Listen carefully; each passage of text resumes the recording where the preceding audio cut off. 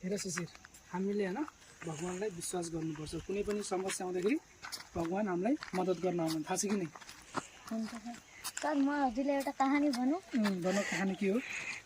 एक मानिस थियो, ऊ समुद्रमा ताल खेल्न गइरहेको थियो। उसले ताल खेल्दाखेरि ऊ डुब्यो।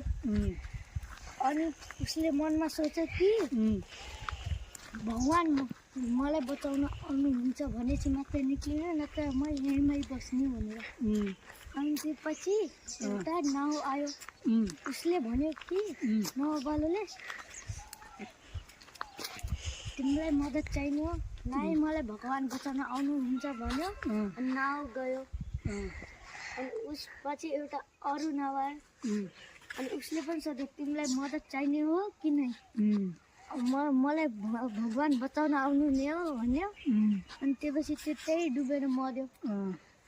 उसपछि त्यो मरेर एम्लोकमा गयो।